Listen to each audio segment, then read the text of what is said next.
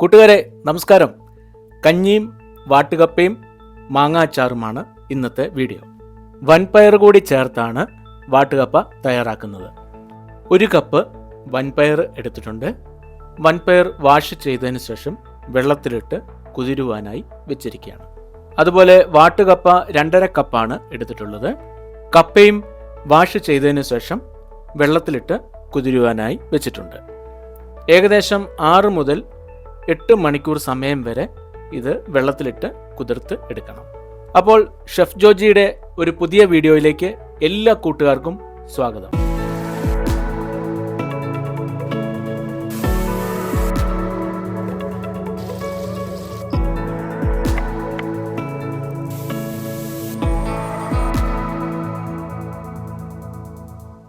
കഞ്ഞി തയ്യാറാക്കുവാനായി ഒരു കലത്തില് വെള്ളം അടുപ്പത്ത് വെച്ചിട്ടുണ്ട്. 2.5 ഗ്ലാസ് അരി കഞ്ഞിക്കായിട്ട് എടുത്തിട്ടുണ്ട്. ഇനി ഇത് നന്നായിട്ടൊന്ന് വാഷ് ചെയ്ത് എടുക്കാം. കുത്തരി നന്നായിട്ട് വാഷ് ചെയ്തെടുത്തു. കലത്തിൽ വെള്ളം ചൂടായിട്ടുണ്ട്. അതിലേക്ക് അരി ഇട്ട് കൊടുക്കുകയാണ്. ഇനി ഇത് അടച്ചു വെച്ച് വേവിച്ചെടുക്കാം. റൈസ് കുക്കറിൽ വെച്ചാണ് ഞാൻ ഇത് വേവിക്കുന്നത്. 1.5 മണിക്കൂർ റൈസ് കുക്കറിൽ വെച്ചതിന് ശേഷം പുറത്തെടുത്ത് ഒന്നുകൂടെ അടുപ്പത്ത് വെച്ച് നന്നായിട്ട് തിളപ്പിച്ചിട്ട് മാറ്റി വെക്കുകയാണ്. ഇപ്പോൾ കഞ്ഞി റെഡിയായി കഴിഞ്ഞു. കഞ്ഞി സെർവ് ചെയ്യുന്നതിന് മുമ്പായി ഒരല്പം ഉപ്പ് കൂടി ചേർക്കുന്നത് നന്നായിരിക്കും. ഇനി മാങ്ങ അച്ചാർ തയ്യാറാക്കാം. ഇതിനായി 2 മാങ്ങ അരിഞ്ഞ് എടുക്കുകയാണ്. 2 മാങ്ങയും ചെറുതായി അരിഞ്ഞ് എടുത്തിട്ടുണ്ട്. ഇനി അച്ചാറിന് വേണ്ട പൊടികൾ ഇതിലേക്ക് എടുക്കുകയാണ്. എരിവില്ലാത്ത മുളക് പൊടിയാണ് ഞാനിവിടെ ഉപയോഗിക്കുന്നത്. 4 ടീസ്പൂൺ മുളക് പൊടി ഇതിനായി എടുക്കുന്നുണ്ട്. 1/4 ടീസ്പൂൺ മഞ്ഞൾ പൊടിയും എടുക്കുന്നു. ഇനി അച്ചാർ തയ്യാറാക്കുവാനായി ചട്ടി എടുത്തിട്ടുണ്ട്. ഇതിലേക്ക് നല്ലെണ്ണ ഒഴിച്ചു കൊടുക്കാം. ഏകദേശം 1/4 കപ്പോളം നല്ലെണ്ണ ഞാനിവിടെ എടുത്തിട്ടുണ്ട്. എണ്ണ ചൂടാവുമ്പോൾ 1 ടീസ്പൂൺ കടുക് ഇട്ട് കൊടുക്കുന്നു.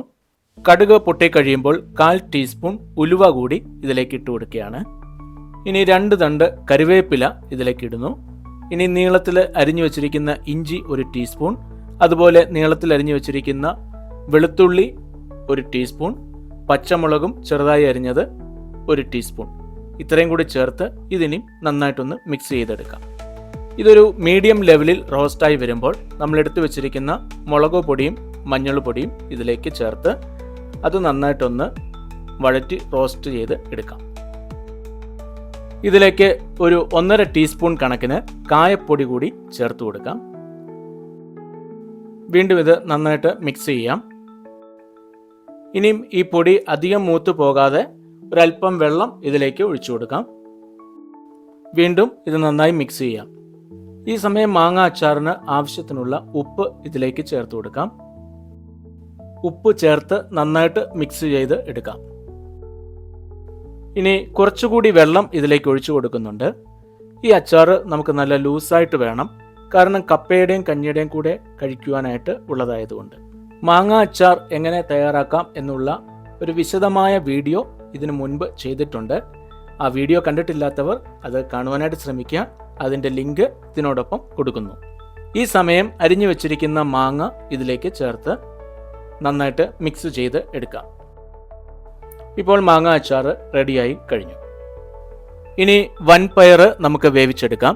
അതിനായിട്ട് ഒരു ചെറിയ പാത്രത്തിൽ വെള്ളമെടുത്ത് അടുപ്പത്ത് വെച്ചിരിക്കുകയാണ്. നമ്മൾ കഴുകി വൃത്തിയാക്കിയ ആ വൻപയർ ഇതിലേക്ക് ഇട്ട് കൊടുക്കാം. വൻപയർ മീഡിയം ഫ്ലെയിമിൽ വെച്ച് നമുക്ക് വേവിച്ചെടുക്കാം. മറ്റൊരു പാത്രത്തിൽ വാട്ടുകപ്പ പുഴുങ്ങുവാനായി വെള്ളം വെച്ചിട്ടുണ്ട്. വെള്ളം ചൂടാകുമ്പോൾ അതിലേക്ക് കപ്പ ഇട്ട് കൊടുക്കാം. വൻപയറിൻ്റെയും വാട്ടുകപ്പയുടെയും വേവ് വ്യത്യാസമുണ്ടാവും. അതുകൊണ്ടാണ് സെപ്പറേറ്റ് ബോയിൽ ചെയ്യുന്നത്. ഈ സമയം മിക്സിയുടെ ചെറിയ ജാറിലേക്ക് ചിരകിയ തേങ്ങ ഒരു 2 കപ്പ് എടുത്തിട്ടുണ്ട്. ഇതിലേക്ക് ഏകദേശം ഒരു 6-7 ചെറിയുള്ളി ക്ലീനാക്കി ഇട്ട് കൊടുത്തിട്ടുണ്ട്. ഏകദേശം ഒരു 10-12 കാന്താരി കൂടി ഇതിലേക്ക് ഇടുകയാണ്. കാന്താരി മുളകാണ് ഞാൻ ഇതിന് ഉപയോഗിച്ചിട്ടുള്ളത്. 1/2 ടീസ്പൂൺ ചെറിയ ജീരകം കൂടി ഇതിലേക്ക് ചേർക്കുന്നു. 1/2 ടീസ്പൂൺ മഞ്ഞൾ പൊടി കൂടി ചേർക്കുന്നു. ഇനി വാട്ടുകപ്പയ്ക്കും പയറിനും കൂടി ആവശ്യത്തിനുള്ള ഉപ്പ് ഇതിലേക്ക് ചേർത്ത് കൊടുക്കാം. ഇനി 1 തണ്ട് കറിവേപ്പില കൂടി ഇതിലേക്ക് ചേർക്കുന്നു. ഇനി മിക്സി ഉപയോഗിച്ച് ഇതൊന്ന് ക്രഷ് ചെയ്തെടുക്കാം, അതായത് ഒതുക്കിയെടുക്കാം. ഇത് ഒരുപാട് അരയേണ്ട ആവശ്യമില്ല. ഇപ്പോൾ വൻപയർ വെന്തോ എന്ന് ചെക്ക് ചെയ്യാം. പയർ വെന്തിട്ടുണ്ട്. ഇനി ഇത് ഒരു അരിപ്പയിലേക്ക് ഒഴിച്ച് ഈ വെള്ളം ഊറ്റിക്കളയാം. അതുപോലെ കപ്പയും ഇപ്പോൾ വെന്ത് കിട്ടിയിട്ടുണ്ട്. ഇതിൻ്റെ വെള്ളവും ഊറ്റിക്കളയാം. ഇപ്പോൾ കപ്പയുടെ വെള്ളവും ഊറ്റിക്കളഞ്ഞു. ഇതിന് മുകളിലേക്ക് നമ്മൾ നേരത്തെ ബോയിൽ ചെയ്ത് വെച്ചിരിക്കുന്ന വൻപയർ ഇട്ട് കൊടുക്കാം. ഇനി മിക്സി ഉപയോഗിച്ച് നമ്മൾ ഒതുക്കി വെച്ചിരിക്കുന്ന തേങ്ങ ഇതിൻ്റെ മുകളിലേക്ക് ഇതുപോലെ വെതറി ഇട്ട് കൊടുക്കാം. ഒരു ടേസ്റ്റിന് വേണ്ടി ഒരല്പം പച്ച വെളിച്ചെണ്ണ കൂടി ഇതിൻ്റെ മുകളിലേക്ക് ഒഴിച്ചു കൊടുക്കുകയാണ്. ഏകദേശം ഒരു 3 ടീസ്പൂൺ വെളിച്ചെണ്ണ ഞാൻ ഇതിലേക്ക് ഒഴിച്ചിട്ടുണ്ട്. ഇപ്പോൾ സ്റ്റൗവ് സ്ലോ ഫ്ലെയിമിലായിരിക്കും നിൽക്കുന്നത്. ഇത് ഒന്ന് അടച്ചു വെച്ച് ഏകദേശം ഒരു 40 മുതൽ 50 സെക്കൻഡ് വരെ സമയം വെച്ചതിന് ശേഷം തീ ഓഫ് ചെയ്യാം. ഒരു 10 മിനിറ്റിന് ശേഷം ഇത് ഓപ്പൺ ചെയ്യാം. ഇപ്പോൾ ഇത് സെറ്റായിട്ടുണ്ട്. ഇനി ഇത് നമുക്ക് മിക്സ് ചെയ്ത് എടുക്കണം. ഇനി ഇത് മിക്സ് ചെയ്ത് എടുക്കുകയാണ്. എല്ലാ ഭാഗവും ഒരേപോലെ മിക്സ് ചെയ്യണം. ഈ തേങ്ങയുടെ മസാല കപ്പയുടെയും പയറിൻ്റെയും എല്ലാ ഭാഗത്തും എത്തത്തക്ക വിധത്തിൽ ഇതുപോലെ നന്നായിട്ട് നമുക്കിത് മിക്സ് ചെയ്തെടുക്കാം. ഇപ്പോൾ വാട്ടുകപ്പയും വൻപയറും വേവിച്ചത് ഇവിടെ റെഡിയായി കഴിഞ്ഞു. ഇതെല്ലാം വളരെ എളുപ്പം തന്നെ തയ്യാറാക്കാൻ പറ്റിയ ഐറ്റംസ് ആണ്. അപ്പോൾ ഈ വീഡിയോ നിങ്ങൾക്ക് എല്ലാവർക്കും ഇഷ്ടപ്പെട്ടു എന്ന് കരുതുന്നു. ഇഷ്ടപ്പെട്ടുവെങ്കിൽ ലൈക്ക് ചെയ്യാനും കമൻറ്റ് ചെയ്യാനും ഷെയർ ചെയ്യാനും മറക്കരുത്. അതുപോലെ ഷെഫ് ജോജി യൂട്യൂബ് ചാനലിലും ഫേസ്ബുക്ക് പേജിലും പഴയ ഒരുപാട് വീഡിയോകളുണ്ട്. അതൊക്കെ കാണുവാനായിട്ട് ശ്രമിക്കുക. അതുപോലെ ആദ്യമായിട്ട് ചാനൽ കാണുന്നവർ സബ്സ്ക്രൈബ് ചെയ്യാനും പേജ് കാണുന്നവർ ഫോളോ ചെയ്യാനും മറക്കരുത്. പുതിയൊരു വീഡിയോയുമായി ഉടൻ തന്നെ എത്തുന്നതായിരിക്കും. അതുവരേക്കും ബൈ ബൈ.